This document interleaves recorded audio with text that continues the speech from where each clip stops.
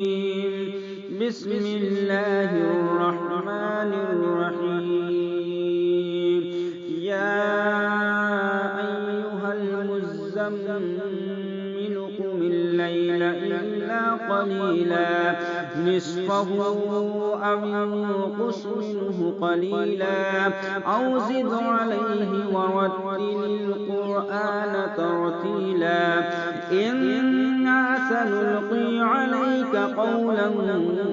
ثقيلا إن ناشئة الليل هي أشد وطئا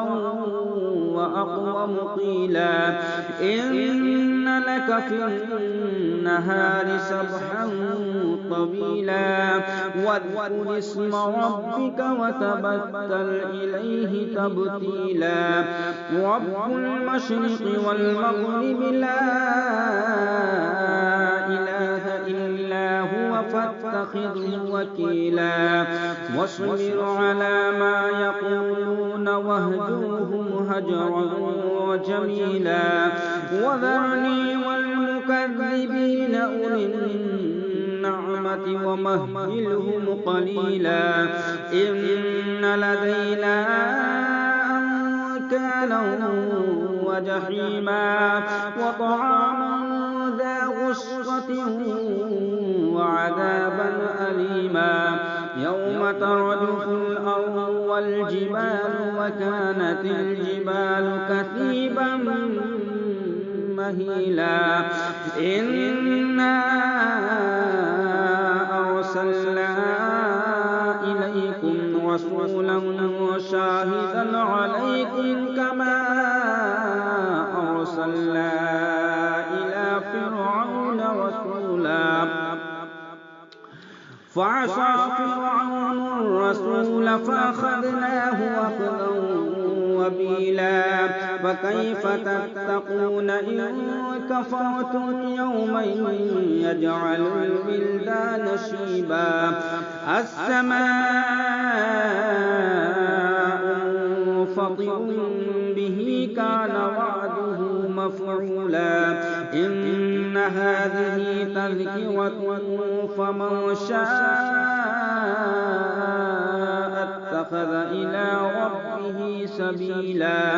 إن ربك يعلم أنك تقوم أدنى من ثلثي الليل ونصفه وثلثه وطائفة من الذين معك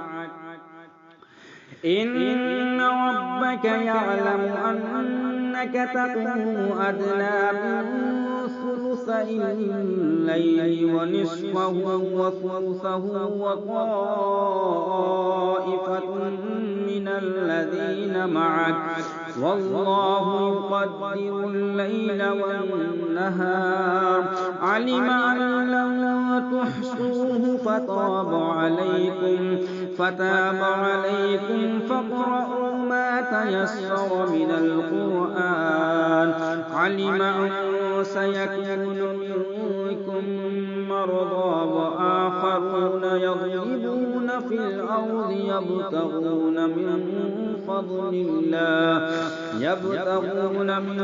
فضل الله وآخرون يقاتلون في سبيل الله فاقرؤوا ما تيسر منه وأقيموا الصلاة وآتوا الزكاة وأقرضوا الله قرضا حسنا وما تقدموا لأنفسكم من خير تجدوه عند الله هو خيرا